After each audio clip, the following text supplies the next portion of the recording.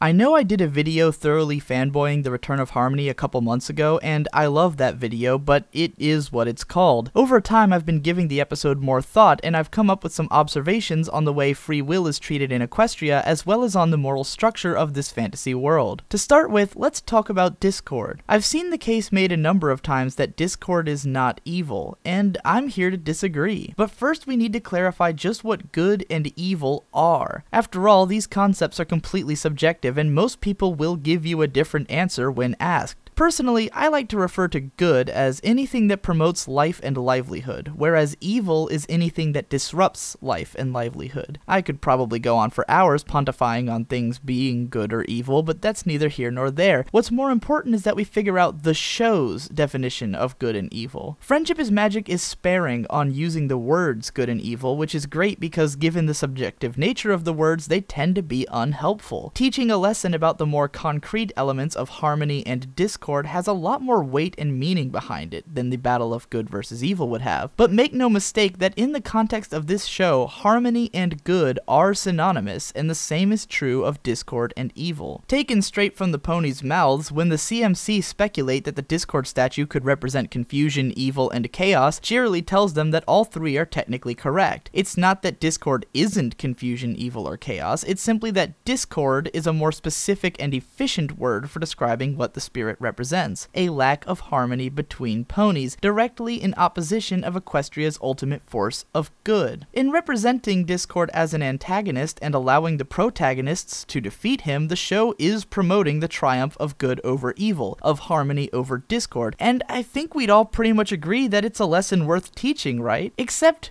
we wouldn't all agree. There are bound to be those who would favor Discord's way of life over that of the ponies. After all, if we are to ascribe a meaning to the word evil, then there must be people whom we regard as evil. By using these words, we're taking sides and making convictions for ourselves to stand by, and while that may seem very obvious and like something everyone does, it's nonetheless an important fact. Friendship is Magic takes a moral stand. It makes statements about what is or isn't okay, and it's actually very adamant about these things. In Equestria, you are not allowed to be wrong. Evil does not go unpunished, and you will be forced to conform to the moral standard of society whether you like it or not. Whether or not that's a good thing is an interesting question. Here in the Western world, and in a growing part of the global community, we put a lot of value on the concept of free will. Us Americans in particular are very proud of our freedoms, and we will champion the idea that anyone can do anything within certain, often unclear boundaries. We are often violently opposed to the idea of monarchy or dictatorship determining what we can and can't do and who we can and can't be. But as I've claimed in nearly all of these observation videos, Equestria is not the Western world and is in fact a society based around embracing the ideas of determinism, which is what I usually mean when I use the word destiny. Yeah, I need to rewrite that video. Equestria is in fact a monarchical society, if not a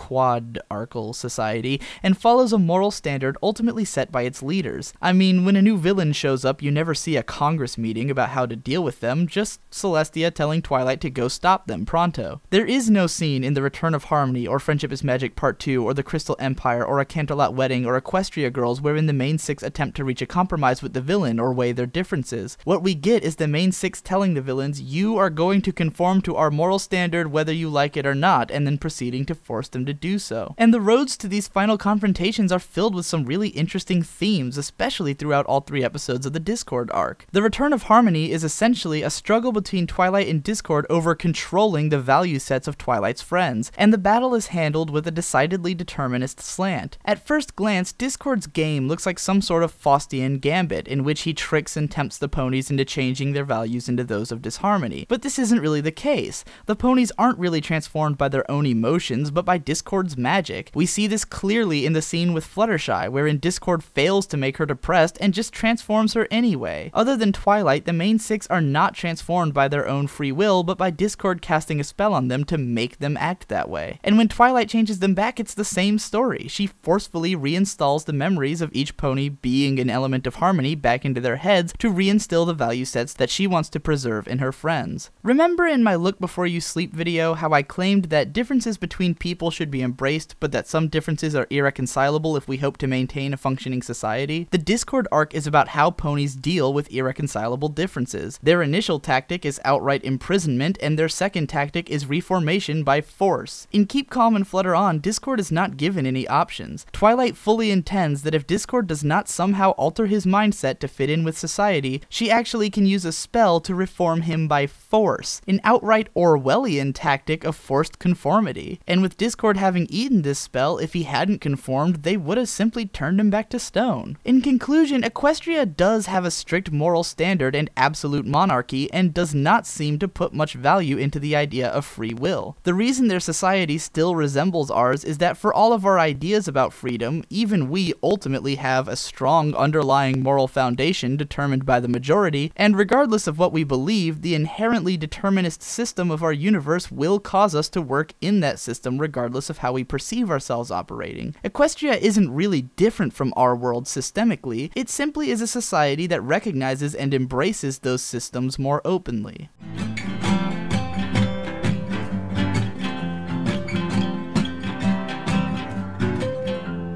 This is a book full of pictures and broken into hours. Just that going out to the park and just flying around when I knew I should be working, even though the sky's clear. And you know, no ponies looking.